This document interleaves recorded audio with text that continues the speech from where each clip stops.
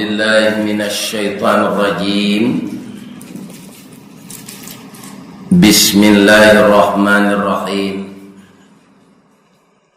الحمد لله الذي أحيانا بعدما أماتنا وإليه النشور.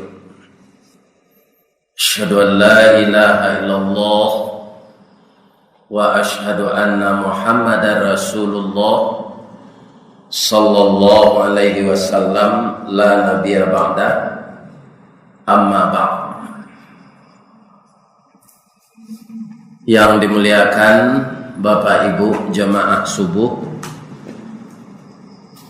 yang dimuliakan Allah, semoga hendaknya pertama kita puji Allah yang telah membangunkan kita kembali setelah diwafatkannya kita malam. Walladzi yatawaffakum fil lail. Dialah yang mewafatkan kamu di waktu malam.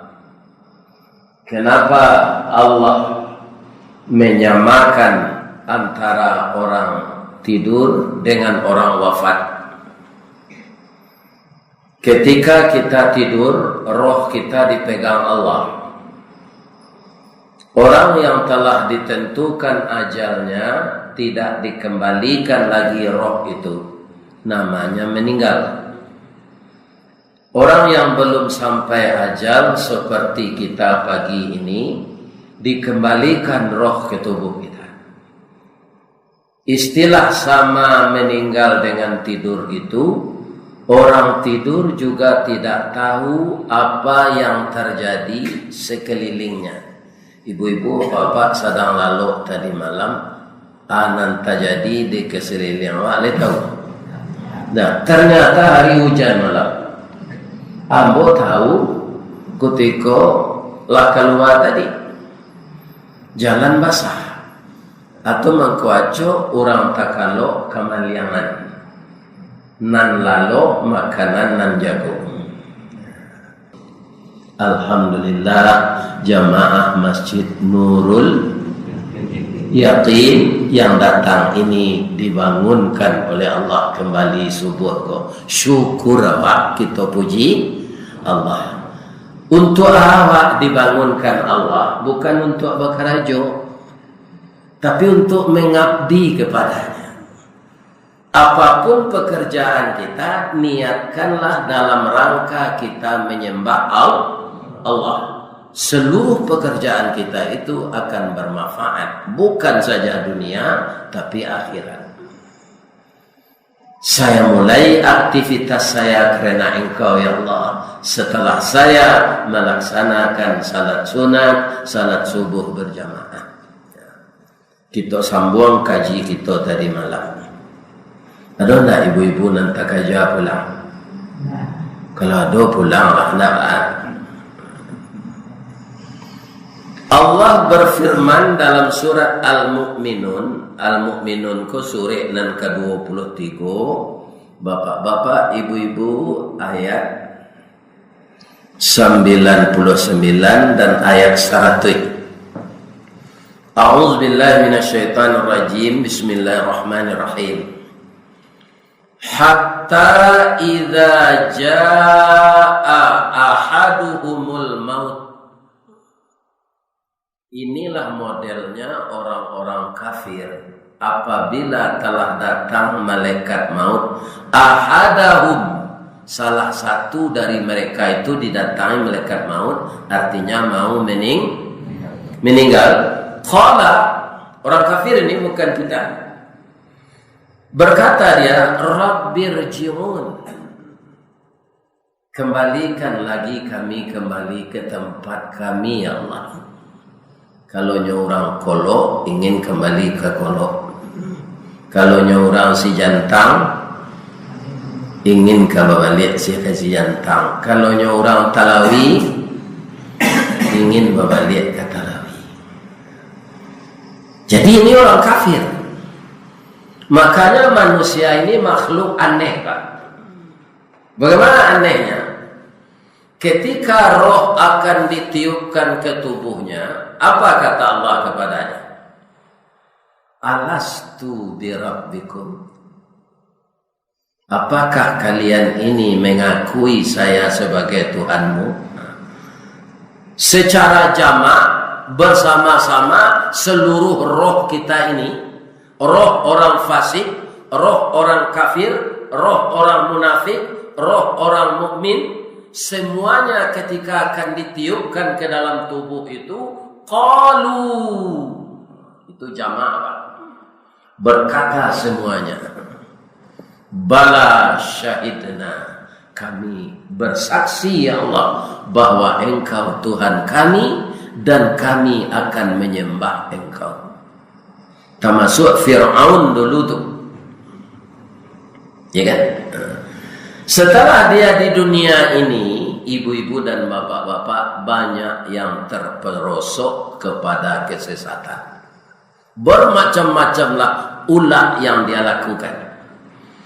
Tapi ketika roh akan keluar dari badan, datang malaikat maut tukang mengambil angoknya, katanya Rabbirji'un, jan mati ya nampak dulu. Ya. Kemudian bapak-bapak, apa kata Allah kepadanya? Secara bahasa awak selayo, kamangawa. Ya kan minta lihat.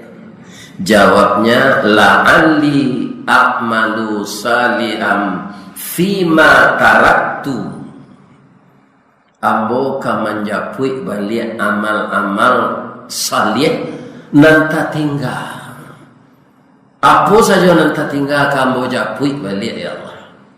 Kamu lakukan ana yang kau suruh tu. Itu gunanya minta balik ambo.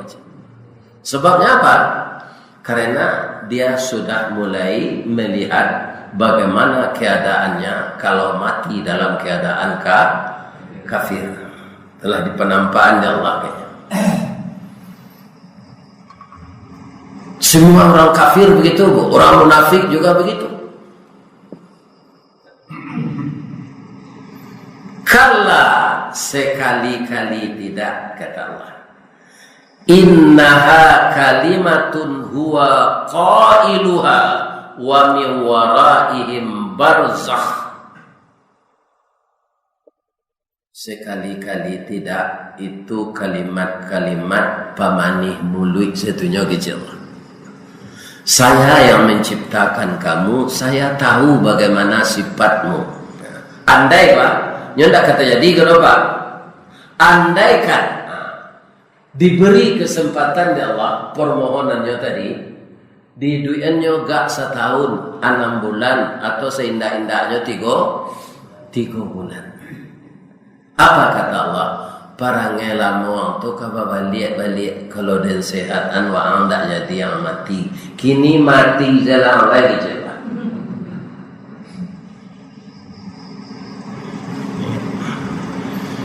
Di depan kamu sudah saya sediakan barzakhun, kubur. Engkau akan menetap di sana ila yaumi yub'atsun, sampai hari berbangkit.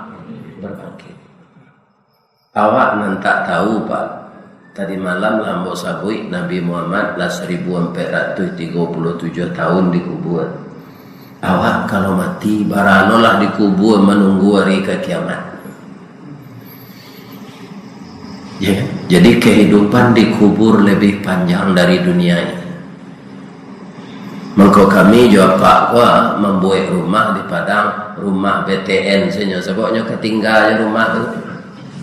Rumah BTN itu Ustaz, bangunan tidak normal. Ketek-ketek rumah.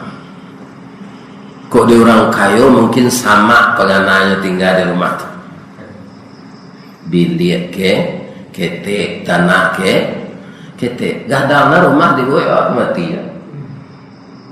Rencana rumah ketinggalan. Jadi dunia ini bukan tujuan. Apa yang kita dapat di dunia adalah sarana untuk mencapai tujuan. Mencapai tujuan itu apa? Kepada Allah. Hidup kita ini bukan mundur, tapi maju. Maju ke kubur. Sehari umur kita bertambah, selangkah kita semakin dekat ke kubur.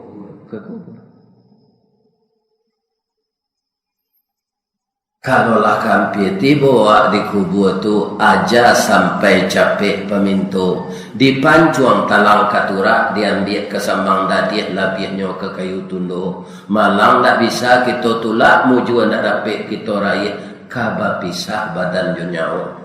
Cuba panuh gantang balanjong, amuh babalik kenan punyo. Lah singkik pandang ke dunia, panjang pandang ke akhirat. Semua kita akan begitu. Kita menunggu hari kiamat di mana? Barzakh. Kalau tubuh kasawa, apa orang wak mengistilahkan kubur. Kerana dari tanah dibalian ke tanah. Secara kasat mata, ketika kita mengantarkan mayat ke kubur, mengko digali kubur itu panjangnya 2 meter, lebarnya 1 meter. Mai nang ke kubur tu ndak sagadang tu dok. Karena ada orang menjawab di dalam batigo. Ya kan? Nang sabana tampai laloknya tu bara. Laat namanya. Ya kan? Tu bawa teh lo jo kayu jo papat. Sudah tu ba sumbe lo jo karisi. Sudah tu ba timbun. Secara kasat mata kan kecil. Tapi orang yang tidak kafir mati, mukmin meninggal, ya kan? Yang kecil itu dirasakannya besar. Begitu kata Nabi. Kenapa? Nabi Allah sudah mengatakan dalam Al-Quran, walaupun nyualun masuk serugo orang mukmin kau mati, innal abrara lafi naim. Orang baik-baik itu dalam kenikmatan menunggu hari kiamat. Bagaimana nikmatnya? Tentu kita akan merasakan nanti. Maka meninggallah dalam keadaan mukmin. Di kolok ada ndak masyarakat nan pakaro tanah. Nah ini masa do Pak.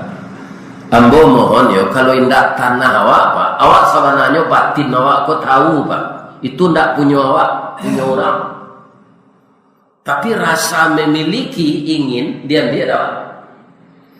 Kemudian disogok orang mana awak? Nyonya arato itu nanti dinikmati sampai mati. Coba bayangkan. Kalau dia mau biarlah arato awak dia ambil orang daripada awak mambil atau orang itu awak pendeknya. Urusan setelah mati itu panjang.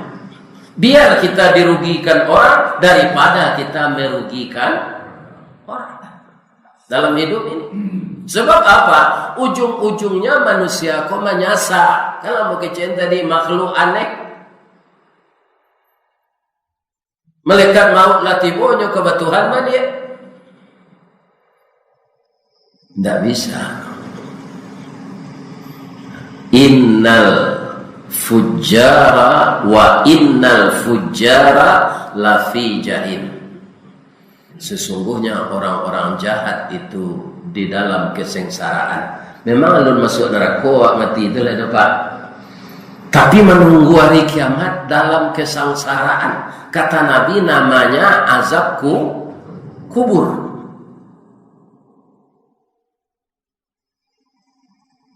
Jadi percayalah dengan ayat-ayat itu. Kalau orang mukmin mati lafi naim dalam kenikmatan. Orang kafir lafi jahim.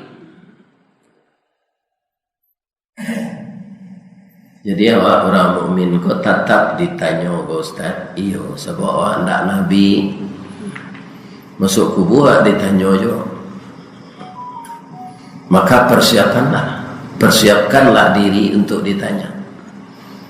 Yang ditanya itu 3 saja. Man rabbuka, man nabiyuka, man imamuka. Orang mendaki Jawa andaknya tanya dek melekat ke depan. Siapa pilih mendaki Jawa ke? Istri awak. Sarapit sekatiduran sabanta sekalang ulu bat tiung je punggung kabau tampak cie tampak berdua. Kutiko nikah dulu bas handiang duduk. Pai barale pakai baju serupo namanya baju papa mama. Iya kan? Tapi tidak hanya tanya oleh malaikat dapat dikubur man bini tukar je nak tanya. Tak ada pertanyaan itu.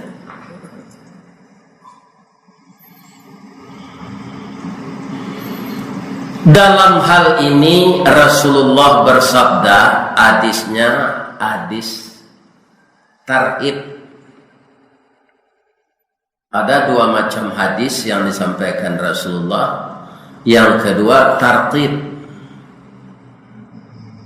Kalau tartib itu menceritakan berita-berita yang menakutkan.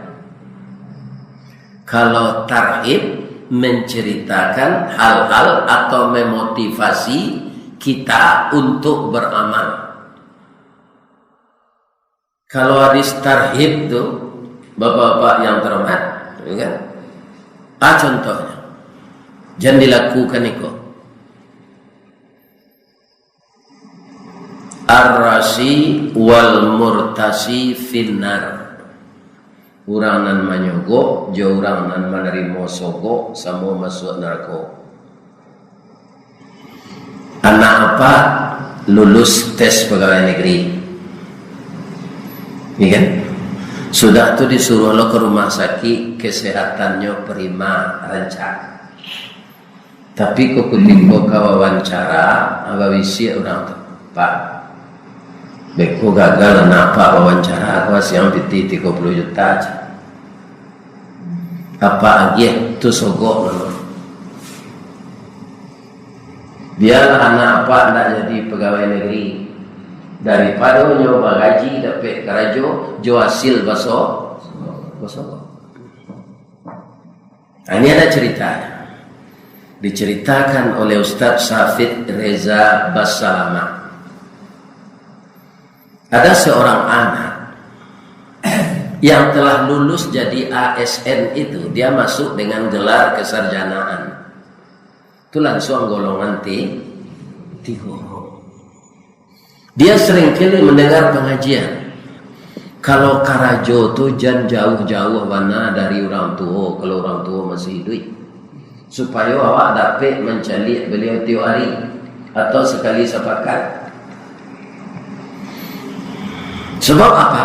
Berbakti kepada orang tua itu adalah urutan yang kedua sudah menyembah Allah. Wa qada rabbuka alla ta'budu illa iyyahu. Kami perintahkan manusia beribadah kepada kami saja. Setelah beribadah kepada Allah, maka tugas manusia itu lain. Wa bil walidaini ihsana. Seindah-indahnya wak di kampung ko pak, orang gaya wak di kampung ko yo. Sekali sejumae pulang jumae pergi ke rumah dia tu. Cari dia urui dia. Kami ya nak mencari do Pak Ustaz, pilai berkirim kami. Berkirim apa? Berkirim piti. Ini dapat pantunnya orang gaya nak piti tu nanya orang. Angku kapalo mandiangin maracak kudo kagalanggang dan bukan nambuaruk jo pakirim nak waang pulang mengkosanang. Jadi kalau doa pak dan cek cari orang lain sudah salat subuh kau pahit lah. Ini terangkan apa tau?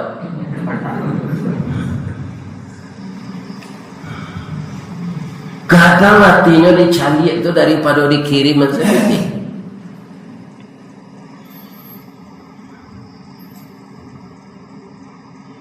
Jadi karena dia mendengar pengajian itu, bapak-bapak, ibu-ibu, kata Ustaz Syafiq Reza Basalama itu, nanya bahas itu hadis Nabi itu. Rezeki itu bertaburan di seluruh bumi ini, bukan jadi ASN saja. Di mana rezeki itu ada? Nah, tapi ini membutuhkan iman yang kuat. Orang gaib nyo kan ndak amuh nyo bawa nyo lulus kerajo di tempat lain. Nyo orang kolok ko misalnya dapat kerajo di Batam, di sana ada di rumah orang tua seorang saya padusi lain. Sebab orang tua memang macam itu. Dia nak kapai jangan lo ayam dia maa, japan dia maa, kacang panjang dia maa, ubi dia maa, lado kutu dia maa, siapa yang kemerawat. Dan rumah dan saya aja kalau itu laki yang pulang aja. Hanya di Batam kerja, rangainya di Kolok, diputuskannya berhenti bekerja karena ingin berbakti kepada kedua orang tua. Karena apa? Orang yang berbakti kepada orang tua ini akan terkenal di langit walaupun dia tidak terkenal di dunia ini. Mengapa? Pulangnya ke ternak puyuh ya kan. Kambang-kambang dia tambah juga ternak ayam. Kambang dia sudah tu nyoba ternak Jawi. Akhirnya asetnya miliaran. Mangga dang juga gaji pegawai negeri. Gaji pegawai negeri kau Pak Ambo dan pegawai dulu asal mau je masih lima ikan sarung walaupun ahli bersyukur. Coba Pak masih lima ikan sarung dia lo kate kaki tampak dia lo buat kapal lo tu kak. Sama je bulu kaki panjang tak mau singkit tak mau. Tu jadi pegawai.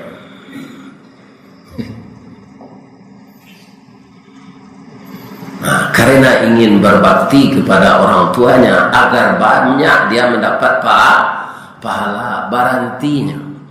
Akan tak masuk akal kalau kita orang pejabat dia macam. Tapi ternyata memang begitu. Kalau kita benar-benar yakin kepada Allah, Allah itu akan mencarikan rezeki itu dari sumber yang tidak kita ketahui.